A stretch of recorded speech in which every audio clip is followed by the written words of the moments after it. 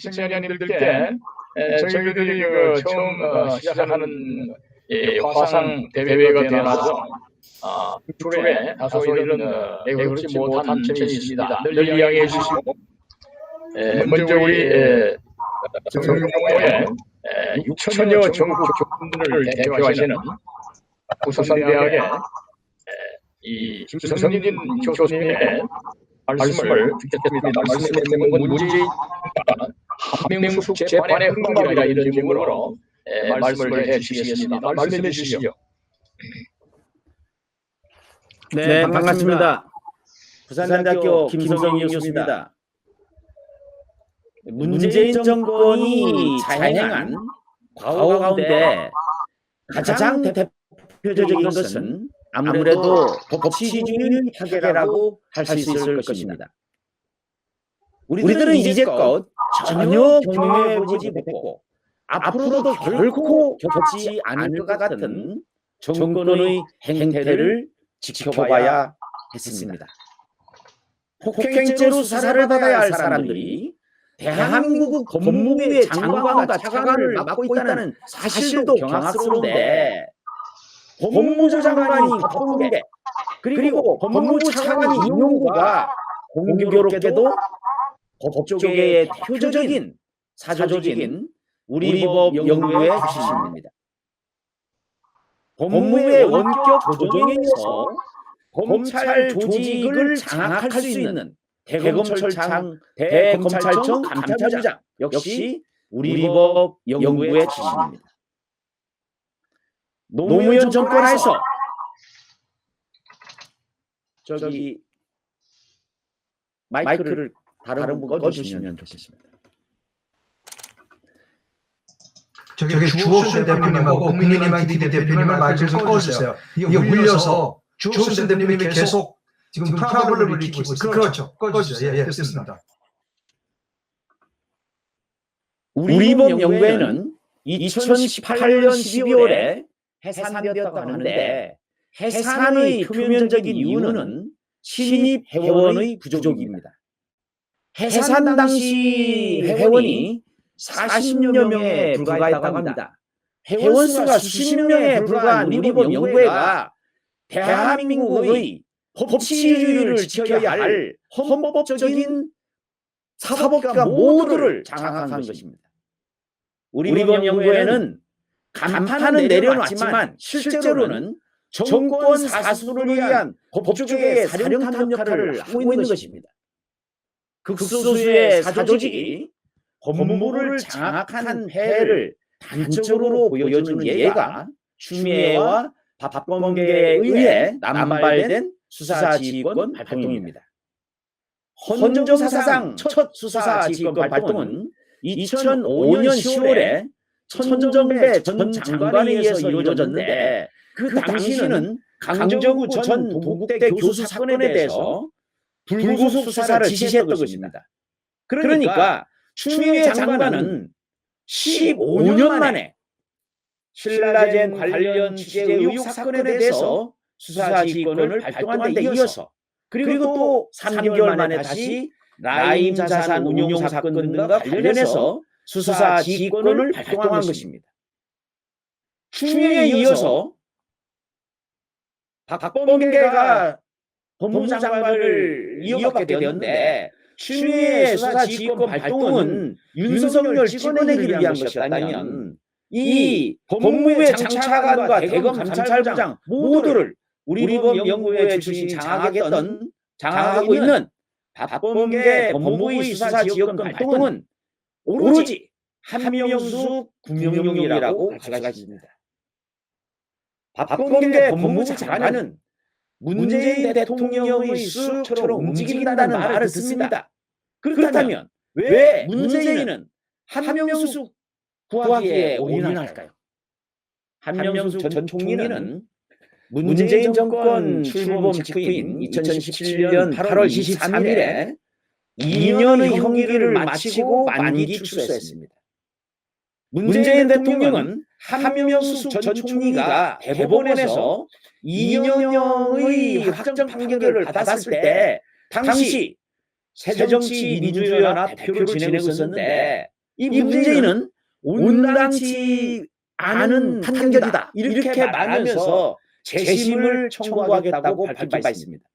그러니까 박범계의 수사지휘권은 결국 한명숙에 대한 대법원의 확정 판결 직후에 문재인이 발언한 것을 지금 와서 실행한 것이라고밖에 말할 수가 없습니다. 청와대와 법무부가 추미애 전 장관과 마찬가지로 중대범죄의 혐의를 받고 있는 그 자들 그리고 그것 때문에 감옥에 갇혀 있는 자들 그런 자들의 진술에 기대어서 만기 출소한 한명숙만을 위해서 일국의 수사지휘권을 발동한다. 이거는 있을 수가 없는 것입니다. 저는 한명숙의 남편, 한명숙이 아니라 한명숙의 남편인 박성준 교수에 주목합니다. 그래서 실제로 이 한명숙 전 총리가 만기 출소한 날에 좌파 매체에서는 한명숙 남편인 박성준의 간첩 논란 이것을 제목으로 내걸었습니다. 박성준 교수는 개신교로서는 드물게 자신이 마르크시스트 그러니까 마르크시스트의 신학자임을 자처하고 있습니다. 해방신학을 신봉하는 것을 공개적으로 밝히고 있습니다. 그래서 대표적인 좌파 운동가인데 이 1968년에 통역당 간첩 사건으로 인해서 1심에서 징역 15년을 선고받고 그래 대법원에서 확정 판결해서 13년 동안 복역을 한 뒤에 1987년에 민중신학자인 안병우 교수와 함께 기독교 장로회 소속의 한백교회를 설립했습니다. 이 한백교회는 그 홈페이지에 박성준 교수를 초대 목회자로 그러니까 목사로 소개를 하고 있습니다. 2001년부터 대한민국의 좌파 목회자 사관학교라는 별명을 갖고 있는 성공회대학교, 그리고 이제 한신대 경영교수도 했습니다만은 성공회대학교 NGO 대학원의 겸임 교수로 지내고 있습니다. 이 한백교회는 일반 교회하고 다른 점이 많습니다. 예를 들어서 십자가 대시일에 한라산에서 그리고 백두산에서 돌을 가져다가 그것을 십자가 대신 섬깁니다. 상징물로 이제 세워놨다는 것이죠. 한백교회는 주기도문도 없고 사도신경도 없습니다. 그리고 찬송가 뒤에 있는 교동문도 없습니다. 교동문 대신에 전태일이라고 하죠. 전태일의 일기를 읽는다든지 또는 김남조 시인의 시를 읽는다고 알려져 있습니다. 그러니까 이단 논란의 핵심에 서야 할 사람은 다름 아닌 바로 이 박성수인데 왜 이 사람에 대해서는 다른 말이 없을까요? 기장 측에서는 이 한백교회가 자체적으로 만든 신앙 고백문을 허용한다고 합니다. 그러니까 이것 외에도 비전향 자이수, 박종민과의 소모임을 갖는다면 다른 데서는 선교 사업을 여러 가지로 하는데 이 교회에서는 비전향 자이수, 골수 빨갱이들을 후원하는 것으로 선교 사업을 한다는 것이죠. 박성준 교수는 이뿐만이 아닙니다. 아름다운 가게 공동대표를 지내게 됐습니다. 아름다운 가게 하면 딱 떠오르는 사람이 있죠. 박원순입니다. 2000년도에 박원순이 중심이 되어서 아름다운 재단이라는 것을 만들었는데 박성준 교수는 이 이사회에도 관여를 하고 있습니다. 그러니까 아름다운 재단은 광우병 파동을 비롯해서 촛불 집회 이런 데에 이 실질적인 그 운동 자금, 시 자금을 대는 것으로 그런 의혹을 받고 있는데 여기에 깊숙이 개입되어 있는 사람이 다름 아니라 한명숙의 남편 박성준이라는 것입니다.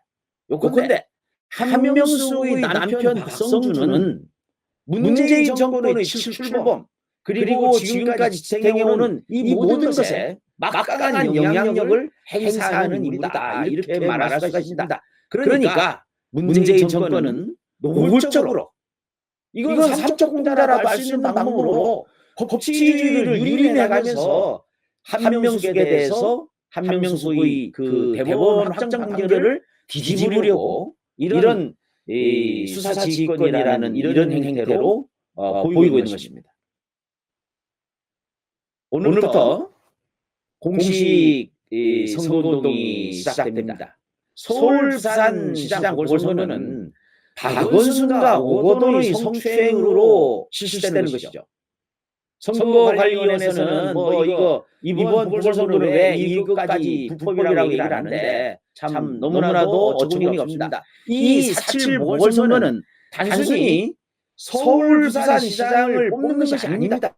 아름다운 가게, 아름다운 재단, 희망 제작소 이런 것을 운영하면서 실제로는 추하고 절망적인 행태를 일삼아온 세력들을 심판하는 바로 그 주권행사이다 이렇게 말할 수가 있습니다.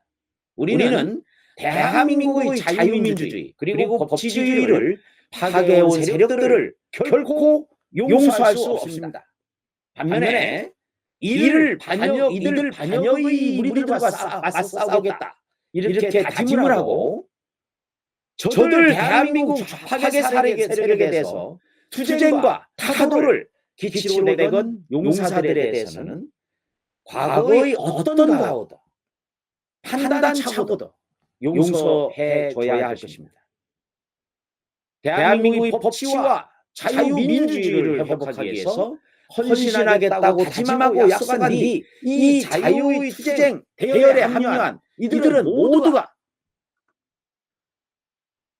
우리 형제 자매이기 때문에 그리고 애국 전사이기 때문에 우리는 100번이고 1000번이고 서로 용서하고 화해하고 사랑해야 할 것입니다. 그래서 옛말에 백인당이라는 말이 있습니다. 100번 참으면 이루지 못할 바가 없다. 우리가 이 좌파 정권, 이 악랄한 좌파 정권을 심판하기 위해서 참을 100번이고 1000번이고 참아야 되지 않겠는가, 용서해야 되지 않겠는가, 그렇게 생각합니다. 그런 용서와 화해 그리고 사랑으로 자유화의 압승을 이뤄내고 그것을 통해서 대한민국의 정의와 법치를 바로 세울 것을 우리 모두 그 자유로운 대열에 함께할 것을 간곡히 부탁드립니다. 감사합니다. 대단히 감사합니다. 우리 김성진 대표님의 열띤 말씀을 들었습니다. 말씀을 속에서도 잘 나왔지만은 그러니까 한마디로 말해서 이 배후에는 문재인이가 있다는 걸 알 수가 있습니다. 문재인이가 이 한명숙이를 마치 자기 무슨 부모나 되는 것처럼 섬기고 있는데, 그것은 다 총본산이 남노당, 북한의 그 조선노동당의 대남 공작 선상에 있는 그 인간들, 이 문재인이라든가 뭐 한명숙이라든가 그 남편 뭐 박모라든지 또 박원순이라든지 이번 여기 나가서는 이 박범계까지라도 말이죠. 이것들이 전부 한 통속이 돼가지고 대한민국을 기업하려는 거죠. 헌법이고 법률이고 그냥 마구 짓밟고 있는 거 아니겠습니까? 우리 국민들이 이것을 지켜야 되겠다고 봅니다. 다음에는 순서를 조금 바꾸어서 우리 대한민국의 어머니들의 상징처럼 자유를 부르짖는 어머니들, 참 눈물겨운 투쟁을 하고 계시는 엄마 방송의 주옥순 대표께서 오랜만에 우리 화상대화에 나오셨습니다. 이 현재 문재인과 이 일당들의 이 죄악상을 바라보는 심경을 이제 우리 다 같이 한번 들어보도록 하시겠습니다. 앞으로 한번 우리 주옥순 대표님을 격려해 주시고, 주옥순 대표는 마이크를 켜주시기 바랍니다. 제가 보이십니까? 잘 보입니다. 그러세요? 근데 저는 안 보여요, 제가. 자, 오늘 제가 녹음 위원장님, 제가 아침에 새벽 방송을 하다 보니까 보통 3시 반, 4시에 일어나요. 그 시간부터 지금 오늘 그 방송 끝나고 일본 대사관, 그다음에 청와대 앞에 또 가서 오늘 세탕, 내탕을 뛰니까 목이 잠겨가지고 빨리 하고 잘 졸려가지고 지금 제가 미리 좀 말씀을 드렸습니다. 죄송합니다. 제가 오늘 좀 우리 전국의 시청자 여러분들에게 드릴 말씀은 지금 4월 7일 있는 이 보궐선거는 솔직히 말해서 박원순 심판을 뛰어넘어 문재인 정권의 심판을 해야 된다. 이렇게 보고 있습니다. 그런데 지금의 이 박영선 씨가 나와서 감히 서울 시민을 농락하고 국민들에게 조금도 부끄러워하지 않고 너무나 비상식적인 행위에 보고 우리 여성으로서 저는 fun계하지 않을 수가 없습니다. 박영선 딸이면 과연 이렇게 할 수가 있겠습니까? 이것은 도저히 용납할 수가 없는 것이고요. 일단 서울 시민들은 일단 그 이번에 이 심판에 대해서는 반드시 이 정권에 대한 심판이기 때문에 아마 국민들이 신뢰는 거의 없다. 저는 이렇게 한마디로 결론을 내리고 싶습니다. 자, 그런데 과간이 또 생겼습니다. 여러분, 저 너무나 잘 아시는 박원순 밑에 있었던 임종석이 아시잖아요. 지금 이 임종석이가 과간이 아닌 발언을 했습니다. 용산공원에 박원순 이름을 새기자 이러면서 지금 페이스북에 글을 올렸어요. 지금 이거는요, 완전히 국민을, 서울 시민을 저들이 개돼지로 보는 거나 마찬가지입니다. 어떻게 성추행범을 용산공원에 이름을 새길 수가 있습니까? 이놈들이 도대체 아까 말씀드렸듯이 이 해방 신학을 외치는 놈들은 바로 공산주의를 주장하는 놈들이거든요. 그러니까 이놈들은 상식도 없고 양식도 없고 도저히 우리 국민들이 용납할 수 없는 행위를 지금 저지르고 있습니다. 자, 그런데 박원순이가 지금 10년 동안 서울을 어떻게 만들어놨습니까? 완전히 좌파의 노획물로 만들어 놓지 않았습니까? 그런데 어떻게 와서 지금 서울 시민 1,000만 명의 이 시민들의 삶보다는 저는 솔직히 말해서 좌파들의 세력을 확장시키는데 박원순은 혁혁한 공헌을 세운 인간입니다. 이런 인간을 지지하겠다? 서울 시민이 어디 바보입니까? 자, 그런데 오늘 지금 오세훈 씨 지지율과 박영선의 지지율이 너무나 격차가 많이 나고 있어요. 이게 정상적인 격차입니다. 그런데 얘네들이 지금 그 노영민이가 뭐라 그랬냐면 이거 뒤집을 수 있다. 이해찬이가 뭐라 그랬습니까? 우리 서울시에 우리가 이길 수 있는 확률이 보인다. 이게 바로 얘네들이 지금 보이지 않게 뭔가 숨은 계략이 있지 않나 저는 100% 의심합니다. 지금까지 우리가 속아왔기 때문에. 자, 이런 마당에 우리 국민들이 저런 정말 천하의 대한민국을 말아먹는 세력들에게 표를 던져야 된다. 이것은 우리 엄마들이 도저히 용서할 수가 없어요. 이건 안 됩니다. 우리 다음 세대를 위해서나 지금의 이 좌파들이 이 서울뿐만 아니라 이 박원순은 지금 쟤네들이 뭐라고 하는지 아십니까? 박원순을 기억하겠습니다. 아니 뭘 기억하는데? 성추행범을 기억하자?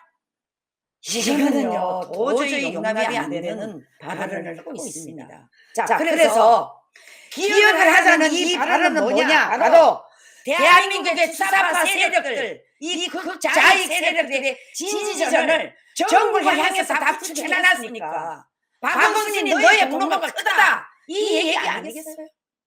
저는 그렇게 보고 있습니다.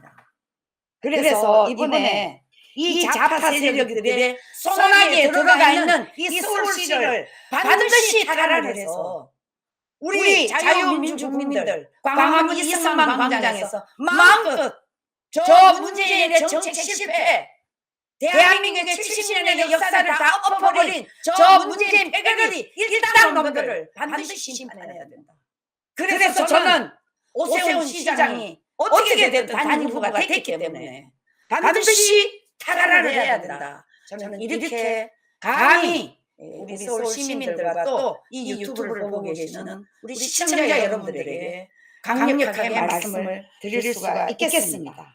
자, 이제까지 우리 서울 시민뿐만 아니라 대한민국 국민들이 저 문재인 일당들에게 속아왔어. 그런데 여기서 속아온 사람 중에 가장 이번에 적극적으로 나온 사람이 안철수가 그동안 10년 가까이 저 좌파들의 정치 행태에 완전히 그 노름에 놀아놨죠. 근데 이 사람이 이제 깨달은 것 같아. 그래서 이번에 반드시 서울시장을 탈환을 하고 다음 정권을 찾자고 하는 것은 여러분 어떻게 보면 안철수가 그동안에 실수도 많이 한 것 같고 우리 국민들의 마음속에 만족하지는 않지만 그래도 젊은 사람이 정치인이고 이번에 오세훈이하고 적극적으로 자기가 선거 대책위원장을 맡는다. 이것은 우리가 저번에 대해서 바로 다시 한번 생각할 수 있는 기회가 왔다. 저는 이렇게 보고요. 이번에야말로 반드시 이 박영선 이런 세력들을 몰아내는데 우리 모든 서울 국민과 대한민국 국민들 전국에 흩어져 있는 우리 국민들이 서울에 친인척 있는 사람들에게도 이 사실을 바로 알려서 서울 시민들이 올바르게 심판을 해서 이번에야말로 바로 대한민국의 수도 서울 600년의 서울의 미래를 좌파 세력들에게서부터 반드시 탈환을 하는 것이 우리 국민들의 뜻이라고 생각합니다. 저의 얘기는 여기까지 하고 마치겠습니다. 감사합니다. 네. 감사합니다. 우리 대한민국의 참 어머니들, 자유민주주의를 사랑하는 어머니들의 그 십자가를 혼자 지고 가시는 우리 주옥순 대표님의 열변을 들으셨습니다.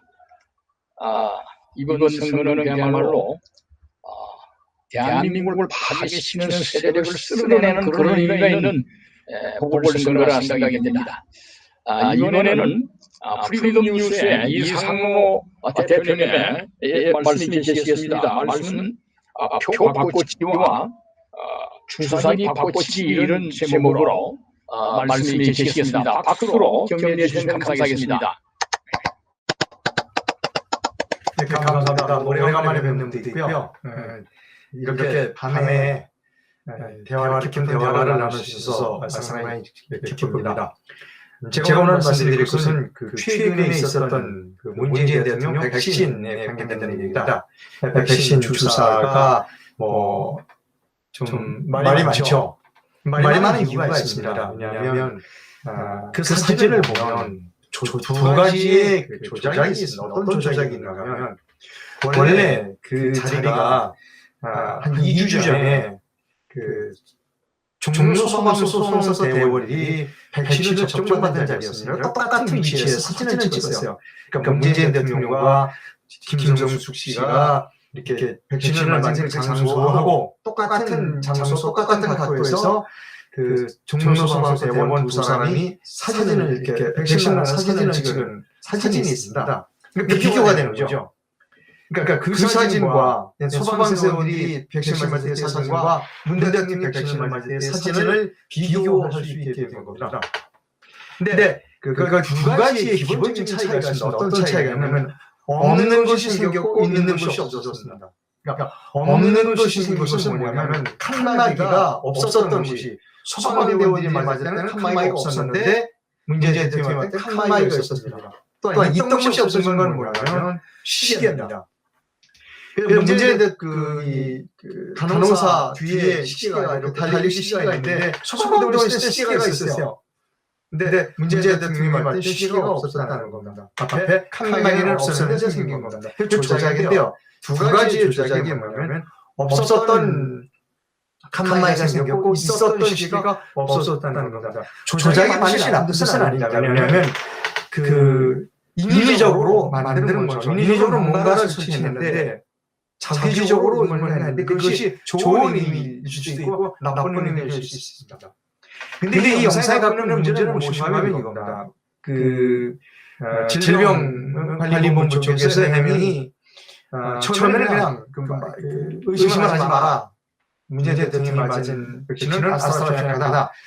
이렇게 얘기하다 나중에는 좀 이 얘기가 바뀌었습니다. 어떻게 바뀌었냐면 촬영하는데 좀 시간이 걸려서 촬영하는데 시간이 걸려서 주사기를 다시 캡을 했다. 캡을 다시 씌웠다는 거군요. 자, 바로 이게 이제 문제가 되는 거예요. 사람들은 백신 앰플에서 주사기를 뽑아서 빼내면 그대로 어깨에 놔야 되는데 그걸 다시 칸막이 뒤로 돌아가서 다시 꺼내서 갖고 올 때는 주사기에 캡이 씌워져 있다. 그런 거군요. 문재인 대통령 측 주장, 나는 아스트라제네카 백신을 맞았다라고 주장입니다. 그건 주장이에요. 문재인 대통령의 주장이 따릅니다.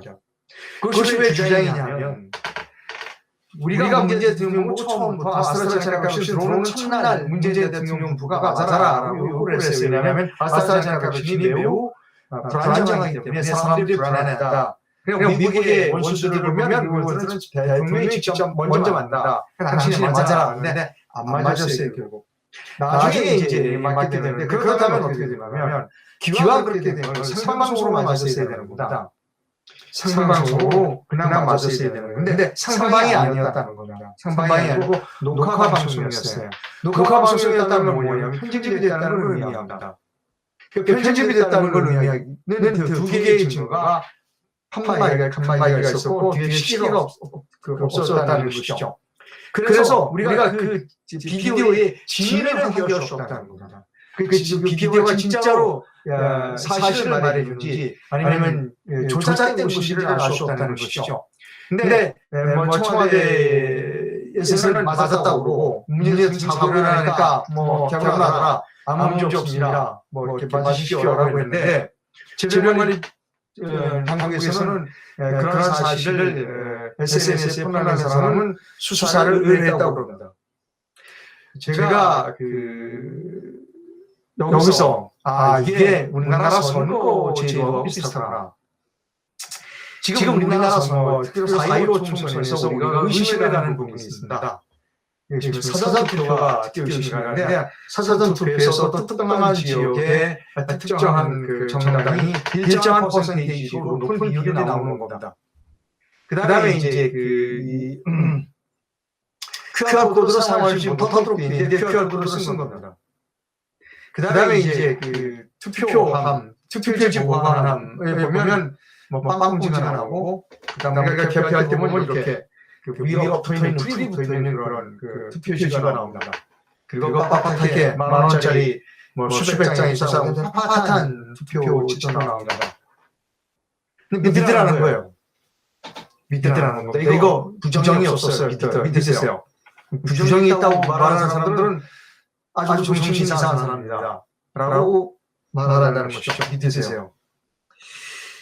지금 현재 청와대가 하고 있는 것, 질병관리본부가 하고 있는 것이 똑같습니다. 믿으세요. 그거 믿으시오라고 얘기한다는 겁니다. 그런데 믿으라고 얘기한다고 해서 사람들이 믿지는 않습니다. 또 믿지 않는 사람들을 처벌한다고 해서 그것이 진리가 아닌 것이 진리를 바뀔 수는 없습니다. 자, 제가 말씀드린 첫 번째 케이스로 다시 돌아갑니다. 문재인 대통령이 과연 아스트라제네카 백신을 맞았느냐? 모르다. 진짜 문재인 아스트라제네카 백신을 맞았는지 아니면 다른 것을 맞았는지 모르다.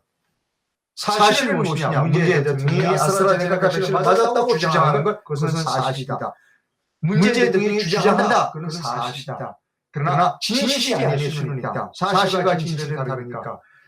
문재인 대통령이 아스트라제네카 백신을 맞았어, 그건 사실이야. 또 하나 사실은 뭐냐면 문재인 대통령이 아스트라제네카 백신이 아니다, 맞은 게 아니다 라고 주장하는 많은 시민들이 있다. 그것도 팩트, 사실이라는 겁니다. 두 개의 사실이 존재한다는 것이죠. 원래는 하나만 해야 되는데 두 개의 사실이 존재하는 겁니다. 그 갭이 있어요. 그 갭이 뭐냐? 조작이 있었다는 겁니다. 영상에 조작이 있었기 때문에 그러한 오해와 그리고 불신이 생기는 것입니다. 지금으로서는 누구 이야기가 맞는지는 모르겠다. 그런데 힘을 가지고 있다고 해서 내가 믿으라는데 믿어. 그렇다고 힘을 고발하고 겁을 준다고 해서 이 사람들이 그걸 믿느냐? 그거는 별개의 문제라는 겁니다. 원래 이 사람이 평소에 해온 활동, 이 사람이 평소에 해온 언행, 이 사람이 평소에 해온 그 약속이 제대로 지켜졌는가를 이쪽 사람들은 너무나 잘 알고 있습니다. 저 사람은 평소에 거짓말을 당해 약속을 지키지 않아. 그런데 가운데 이 영상이 조작돼서 없었던 그 파티션이 생기고 있었던 시계가 없었어. 그리고 바늘이 처음엔 바늘이었다가 나중에 바늘이 캡이시오가 나왔어. 그러니까 그것은 아스트라제네카 백신이 아니냐 라고 시민들이 주장하는 것은 합리적인 의혹이라는 것이죠. 다시 이제 그 결론을 내기 위해서 저로 들어갑니다. 투표 얘기로 들어갑니다. 이번 4월 7일, 얼마 남지 않은 4월 7일, 그 다음에 사전 선거는 4월 2일, 3일, 얼마 남지 않았습니다. 4월 2일, 3일에도 역시 쓰지 말라는 QR코드를 사용합니다. 선거관리가 QR코드를 계속 고집하는 이유가 있습니다. 두 가지라고 저는 생각합니다. 하나는 뭐냐면 QR코드로 지난번에 부정선거를 했다고 사람들이 주장하니까 이번에 바꾸기가 두려워지는 거예요. 왜냐하면 QR코드를 사용하고 다시 바꾸도록 들어가면 그래 맞아. 너희들 QR코드로 옛날 부정선거를 차이난 거지. 아마 이게 두려워서 계속해서 QR코드를 고집하고 있는지도 모릅니다. 거짓은 거짓을 낳습니다. 거짓이 있을 때 그러니까 모든 사람, 공적인 일을 하는 사람, 그리고 사회 지도층에 있는 사람들은 거짓이 있도록 첫째 행동하면 안 된다. 오해를 살리는 하면 안 된다는 겁니다. QR코드 사용하지 말라고 그러면 하지 말라는 게 법이라면 그걸 따라서야 되는 겁니다. 그리고 문재인 대통령도 여러 가지 간호사가 접종할 때 원칙을 거뒀습니다. 일단 주사 약병에서 일단 뽑아내면 리캡하지 말라는 게 WHO의 공법입니다. 우리 보건 규정에도 있습니다. 리캡만 하지 말라는 겁니다. 근데 리캡을 했어요. 그러한 사소한 원칙들을 어겼습니다. 간호사도 어겼습니다. 그리고 그것을 연출한 청와대의 PD, 태평양 시절에 될지 모르겠습니다. 그러한 여러 가지 오해들이 많이 있을 걸로 알았어요. 백신 맞기 전에 저 사람 아스트라제네카 안 맞고 이런 사람들이 많았다는 겁니다. 그렇다면 오해를 부식시키기 위해서도 생방송으로 했었어요. 그런 생방송으로 파티션 없애고 원래 있던 그대로 했었어야 되는 겁니다. 근데 그것을 연출했다는 겁니다. 자, 거짓은 않습니다. 한 번 거짓말을 하면 사람들은 뒤에 것을 믿어주지 않습니다. 지금 문재인 대통령이 하는 행동이 바로 그겁니다. 그리고 지금 선거관리, 대한민국 선거관리위원들이 선거관리위원회 하는 일이 바로 그겁니다. 거짓말 안 했어. 잘못이 없어. 라고 하지만 사람들은 그 사람이 옛날에 거짓말을 다 기억하고 있습니다. 그러니까 거짓말을 하면 계속해서 거짓말을 할 수밖에 없습니다. 이쪽에서는 어떻게 하냐. 그 거짓말을 잡아내기 위해서 많은 노력들을 하게 됩니다. 국민의 세금으로 국정을 수행하는 사람들은 나라를 파괴하는 일에 전력합니다. 아이러니입니다. 국민의 세금을 받아서 일을 하는 사람들이 국가의 시스템을 파괴하는 데에 앞장섭니다. 세금으로 국가의 시스템을 파괴합니다. 그것을 막으려고 하는 사람들은 상금을 받아서 후원금을 받아서 그것을 막으려고 한다는 겁니다. 이것이 과연 올바른 국가인가라고 하는 부분입니다. 이것은 엄청난 아주 치명적인 재앙의 결과를 가져올 수 있다는 것이죠. 왜 우리가 총한방 못 쏴보고 조선이 일본에 해방했는가, 합병됐느냐라고 하는 겁니다. 조선 사람들 툭하면 토차 외국인이 친일반이라고 사람을 주입시키자 좋아하는데요. 가장 조선시대 때 가장 친일파가 누군가 하면 바로 국민들을 위해 국가의 녹을 받아먹는 4대부들이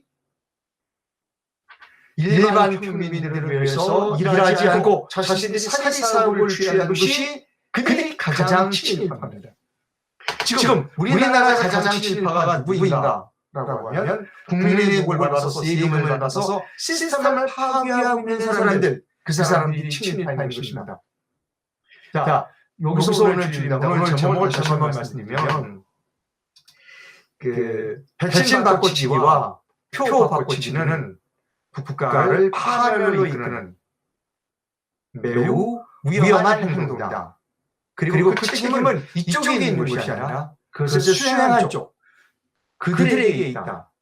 그들이야말로 대단히 국가를 위험에 빠뜨릴 수 있는 조선시대로 보면 그들이 바로 진정한 의미의 친일파다.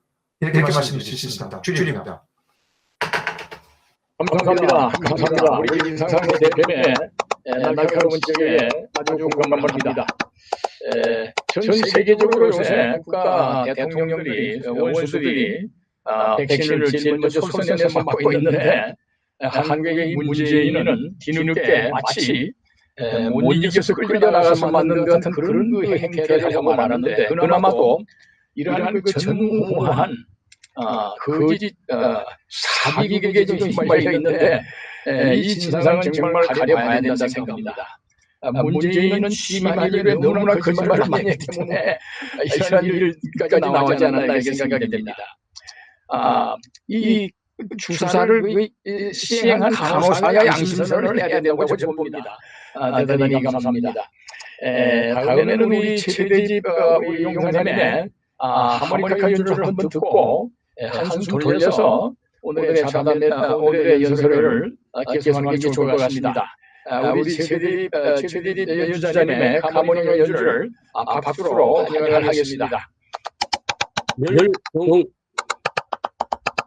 얼마나 많은 분들이 기억하시는지 모르겠는데 내일이 천안함 폭침 46 용사 순국 11주기 날이 되는 게 내일입니다. 그런데 어제 청계천 한빛공원에서 해군 사관학교 총동문회 주최로 추모회 또 행진 헌원하는 시간을 가졌는데 제가 그 자리에서 그 용사들을 추모하는 마음으로 오빠 생각을 연주했습니다. 오늘 한 번 더 그분들을 생각하면서 오빠 생각 연주하겠습니다.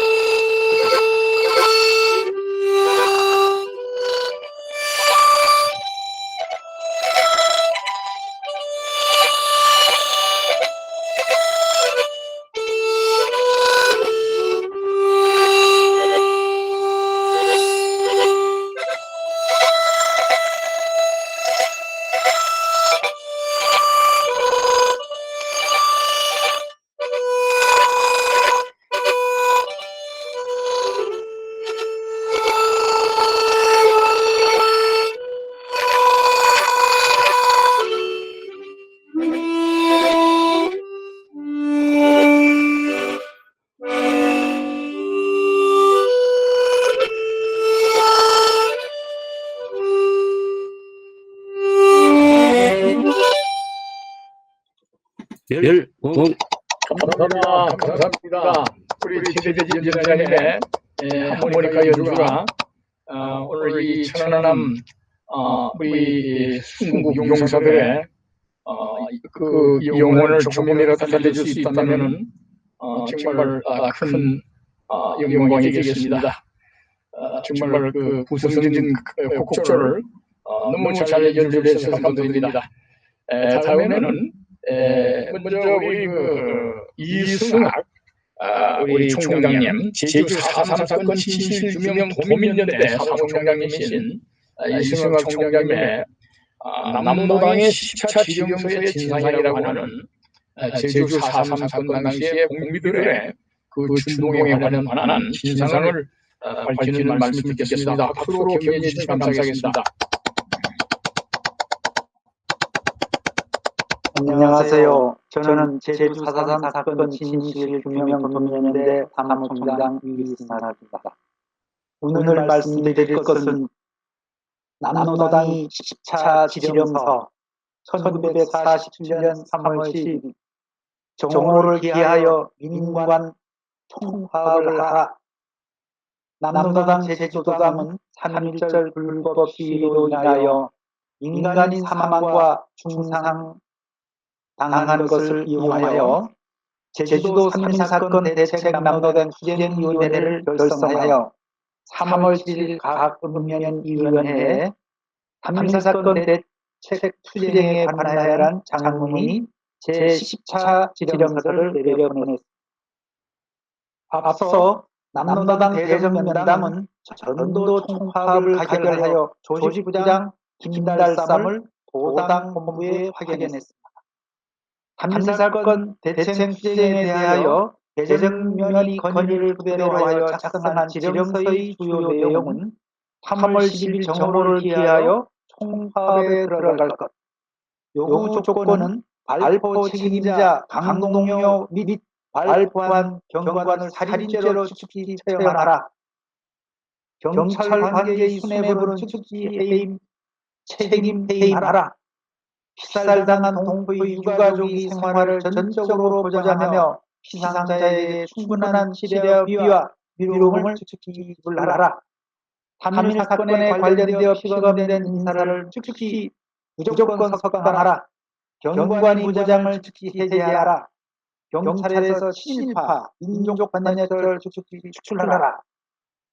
투쟁 슬로건 경관으로 민주경찰 황림만세, 경관은 인민이 벗이 되자 인민을 못살게 구는 살인 경관은 경찰에서 출하라는 등 경찰관이 한 것처럼 할 것을 강조하였다는 경찰 내부에 남로당 프락치가 있었다는 증거입니다. 또 투쟁 노선에 우리 중앙에서 이 사건에 대한 결정적 방침이 내려오기까지 이 노선 하에서 투쟁을 전개시킬 것을 강조하는 것은 남로당 중앙당이 심에 따라 행동했음을 보여주는 증거입니다. 여기에서 중요한 것은 제주 4.3 사건 무장 폭동은 남로당 중앙당이 지령 없이 남로당 제주도당이 독자적으로 일으켰느냐, 시서 12개소를 습격했느냐, 이것이 답니다. 1947년 3월 10일도 제주도에서 한국에서는 유례가 없었던 관민 통합이 시작되었습니다. 관공서뿐만 아니라 통신기관, 운송업체, 공장, 근로자, 각급 학교, 심지어는 미군전청 통역단 등 공무원과 회사원, 노동자, 교사, 학생까지 참여하는 대규모 파업이었습니다. 이 파업은 경찰이 3월 1일 12 발포로 그 대응에 항의하는 성격을 지니고 있었다고 하지만 남로당 제주도위원회가 배후에서 조직적으로 지원하고 있었습니다.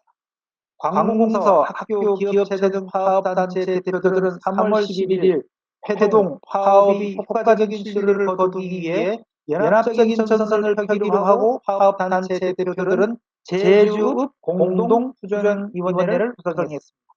이 위원장은 고예구, 부위원장은 이창수가 장기관이었습니다. 본부는 농산물 검사소 이충 건물이었고 제주 공동투쟁위원회는 나중에 제주도 총파업투쟁위원회로 발전하였습니다.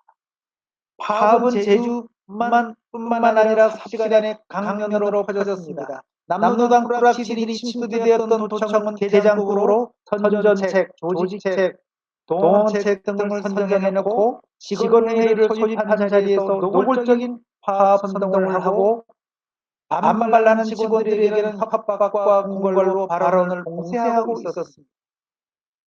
수산과의 고모 회장과 수산과의 김모 회장이 산업국장실을 녹도 없이 임관업국장을 찾아가 임국장, 당신이 도청이 파업투쟁위원장이 되어주시오 하니 국장이 그런 일을 머뭇거리자 김모 회장이 지금 세상이 어떻게 돌아가는지 아시오? 머지않아 제주에 공산 정권이 들어선다는 걸 모르시오 하면서 욱박 질렀습니다. 도청의 많은 직원들이 우리 뜻에 동조하고 있어 알아서 하시오 하면서 프락시 도청 공무원은 문을 박차고 나갔습니다. 1947년 4월 1일 조병욱 경무부장이 제주에 와서 애월시설을 방문하게 되었습니다. 애월 경찰지사가 놀랍게도 파업을 하여 한 사람의 경찰관도 보이지 않았기 때문입니다.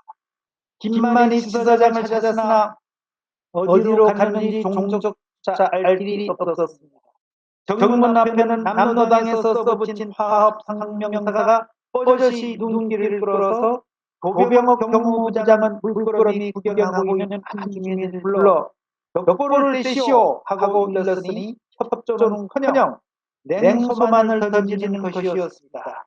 주민이 반응은 두찜 사람에게 떼라고 하시오. 이쯤 되면 남로당 제주도당이 선동이 얼마나 찜한가를 짐작할 수가 있습니다. 이때 모슬포 중문 애월지서 등지에서 제주 출신 경찰관 중심으로 현직 경찰관들이 파업에 동참하는 상황도 벌어졌습니다. 특히 중문지서에는 6명의 경찰관이 근무하고 있었는데 중문지서 경찰관들은 중문연대 남로당 좌익자들이 부하되고 하는데 쏘가 넘어가 1947년 3월 13일 오전 11시 30분부터 오후 2시까지 대책회의를 열어 중문지서 경찰관들은 우리 중문지서 직원 일동은 오늘까지 치안 확보라는 숭고한 정신으로 봉직하여 왔으나 3일 불법 시위 사건으로 말미암아 그 희생적 정신은 수포로 화했다. 그러므로 우리들은 그 악독한 명령을 복종할 수 없으므로 직장을 떠난다. 라는 내용의 담화를 중문지사 게시판에 부착하고 전 지서 직원들은 직장을 포기 파업한 후 각기 행방 불명되었습니다. 후에 강수원 순경을 제외한 나머지 5명은 검거하여 위법 조치를 하였습니다. 이렇게 경찰 및 사법기관을 제외한 전 기관 단체가 총파업을 실시해 그 숫자는 166개 기관 단체에서 41,211명이 참여했습니다. 그 당시 제주신보에 대정면민이 이민위원회에 기탁한 선동만도 3만 원을 돌파했다고 보도했지만 대정인민위원회에서 그 지역 모금운동을 수도했음을 보이지만 그것은 그때까지도 남로당 인민위원회가 마을을 장악하여 활동하고 있음을 보여주고 있는 좋은 사례입니다. 총파업은 3월 말로 진정되기 시작했는데 4월 11일까지 500명이 경찰에 연행되었으며 이 중 260명이 재판에 회부되고 나머지는 무방되었습니다. 이상 간단히 말씀드렸습니다. 감사합니다. 대단히 감사합니다. 잠시 정신을 나눠갔습니다. 너무 용서해주시고요. 우리 이승학 총장님 4.3 반란 전체를 뒤집어 엎는 좌익 집단의 이 무지막지한 이 폭거 속에서 여러분 투쟁을 하시는데 정말로 격려를 보냅니다. 정말 감사를 드립니다. 다음으로는 문재인 파면 탄핵 퇴진을 바라는 국민 모임에 서울시 위원장으로 활약하고 계시는 최정희 위원장님께서 만일 또다시 부정선거가 있다면 사이공과 같은 혁명이 일어날 것이다 이런 제목으로 말씀해 주시겠습니다. 박수로 경경해 주시면 감사하겠습니다.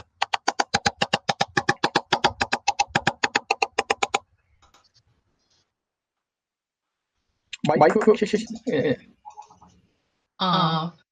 국민의 애국동지 여러분, 안녕하세요.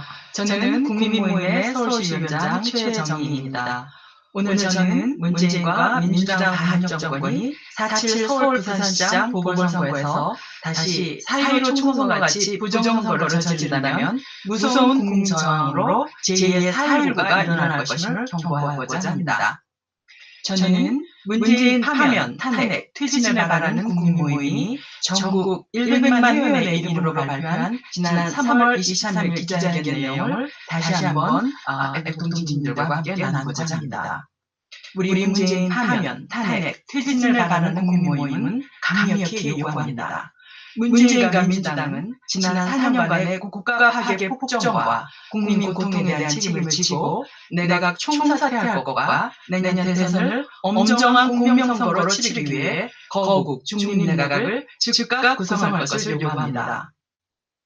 그리고 문재인은 모든 국정 파탄과 국가 반역에 대한 책임을 지고 즉시 대통령직을 사임할 것도 아울러 요구합니다. 요즘 이상한 일들이 일어나고 있습니다. 4.15 부정선거의 총책임자 혐의를 받고 있는 더불어민주당 전 대표 이해찬은 지난 3월 19일 선거가 아주 어려울 줄 알았는데 요새 돌아가는 것을 보니 거의 이긴 것 같다고 말해 작년 4.15 총선 전에 민주당이 180석을 차지할 것이라고 한 유시민의 예측을 떠올리게 하는 매우 수상한 발언을 했습니다. 이해찬의 이러한 발언은 현재 모든 여론조사기관이 발표한 민주당 후보에 대한 야당 단일 후보의 우세, 즉 통계 오차 범위를 훨씬 웃도는 우세 결과와 완전히 상반됩니다. 모든 여론조사가 서울, 부산시장 보궐선거는 야당이 완승할 것이다 이렇게 예측하고 있는 가운데 나온 참으로 이상한 발언입니다. 이해찬의 발언은 상식을 벗어난 추측으로서 문정권이 다시 4.15 총선과 같은 교묘한 컴퓨터를 조작한 부정선거로 민주당의 승리를 조작하려는 것은 아닌가 이런 강한 의혹을 불러일으키고 있습니다. 우리 국민은 정신을 바짝 차리고 이러한 문정권의 부정선거 음모를 철저히 감시하고 밝혀내야 할 것입니다. 현재 우리 대한민국은 문재인과 민주당 그리고 중앙선거관리위원회, 헌법재판소, 대법원 등 대한민국의 핵심 기관들이 모두 문재인 급진 좌파 정권의 충견 노릇을 하고 있어서 헌법 체제와 삼권 분립이 파괴된 상태입니다. 이로 인해 우리 국민은 이제 헌법에 반하는 불법적 권리 침해를 당해도 올바른 양심과 법률의 보호를 받기 어려운 처절한 상황에 놓여 있다 하겠습니다. 우리 유권자들은 4.15 총선의 부정선거 문제가 해결되지 않은 상태에서 부정선거의 의혹 속에 있는 선거법과 중앙선거관리위원회에 의해서 또 한 번 부정선거가 가능한 상태로 보궐선거로 끌려가고 있습니다. 이에 우리 자유민주주의와 헌법을 위해 싸우는 시민은 다음과 같이 단호히 요구합니다. 첫째, 중앙선거관리위원회는 18일 앞으로 다가온 4.7 서울 부산시장 보궐선거를 부정선거 없이 공명정대하게 관장하겠다는 보증을 국민 앞에 명명백백히 제시할 것을 요구합니다. 둘째, 대법원장 김명수와 대법관 전원은 4.7 서울 부산시장 보궐선거에 앞서 즉각 4.15 부정선거 소송을 심판하지 않고 지연시키는 이유가 무엇인지 향후 선거사범에 대한 사법부의 처리 입장을 국민께 명백히 밝힐 것을 요구합니다. 셋째, 지난 4.15 총선 부정에 관련된 사실과는 별도로 중앙선거관리위원회는 우선 이번 4.7 서울 부산시장 보궐선거에서 사전투표, 전자개표기, QR코드 사용을 금지하여 공명선거를 촉구하는 대다수 국민의 뜻에 따를 것을 요구합니다. 넷째, 대통령직을 맡은 문재인은 더 이상 코로나 재난지원금이라며 국민 혈세로 선심을 써서 민주당 후보의 당선을 돕는 부정선거 혐의가 매우 짙은 행태를 즉각 중지할 것을 요구합니다. 모든 재난금 지급은 재난지원금 지급은 그 시기를 국회와 특히 그 야당과 의논하여 선거와 관계없는 시점에 실시할 것을 요구합니다. 동시에 13조 원이라는 천문학적 국가예산이 투입되어야 하고 낭비되는 이런 사태에 직면하고도 오로지 선거를 앞두고 부산시민 현업을 위해 급조한 가덕도 신공항 건설 방침을 즉각 백지화 선포할 것을 요구합니다. 다섯째, 현재 서울 부산시장 보궐선거는 모두가 민주당 출신 시장의 여성 성추행 사건이 빌미가 되어 사퇴함으로 인해서 실시된 문재인과 민주당 문책성 선거입니다. 인륜 도의상으로도 문재인과 민주당은 시장보를 내어서는 안 될 선거입니다. 따라서 서울 부산시민의 준엄한 심판으로 선거에 참패하여 2중, 3중의 수치와 죄과를 국민 앞에 저지르기 전에 서울 부산 보궐선거 후보를 즉시 사퇴시킬 것을 강력히 요구합니다. 여섯째, 문재인은 임기가 1년밖에 남지 않은 퇴임 준비 시기를 맞이하였습니다. 그럼에도 검찰 죽이기, 부동산 부정부패 책임 전가하기, 코로나 지원 재난지원금 살포를 통한 대국민 매표 행위, 대북 김정은에 대한 굴종과 국방태세 허물기, 중국 시진핑에 대한 아첨, 반미노선 강화, 국가안보 허물기, 전직 대통령과 삼성 죽이기 등 반대한민국 반역적 행태를 지속하고 있습니다. 이러한 문재인의 국정 행패와 독재 폭주 행각은 오로지 서울 부산시장 선거 후에 재석 3분의 2에 가까운 국회의석을 바탕으로 한 내각제 개혁 강행, 대통령 선거 폐지, 그로 인한 재임 중 부정 비리 심판 회피 가능성 등을 염두에 둔 파렴치하고 불온한 흑심에서 나오고 있는 것으로 우리는 추측합니다. 그러므로 우리는 헌법과 국민의힘으로 엄중히 요구합니다. 문재인과 민주당은 즉각 내각제와 사회주의 개헌 음모를 철회하고 현행 헌법에 의한 대통령 선거를 헌법 절차에 의거하여 순리대로 준비할 것을 강력히 요구합니다. 일곱째, 문재인과 민주당은 국가경제 파탄과 국가안보외교 파탄, 코로나 조기 방역 실패로 인한 국민에 대한 전염병 창궐 고통 부여 책임 등에 대한 반성 인책으로 내각 총사퇴와 2022년 3월 20대 대통령 선거 공명 실시 보장을 위한 거국 중립 내각을 즉각 구성할 것을 강력히 요구합니다. 아울러 문재인은 지난 4년 동안 대한민국 국민과 헌법에 대한 반역죄를 통렬히 반성하고 대통령직에서 즉시 사퇴하고 국민 앞에 사죄할 것을 요구합니다. 우리는 헌법과 국민의힘으로 강력히 경고합니다. 문재인과 민주당이 만일 위와 같은 국민의 애국 충정 어린 요구사항을 전면 거부하고 다가온 서울 부산시장 보궐선거에도 사전투표와 전자개표기 사용 및 부정선거용이 분명한 QR코드 사용을 강행하여 교묘한 원격 조정 컴퓨터 부정선거를 자행할 때는 선거 후 제2의 4.19 혁명과 같은 전 국민적 항거와 불행한 국가 혼란 사태가 초래될 것임을 엄중히 경고합니다. 경청해 주셔서 대단히 감사합니다.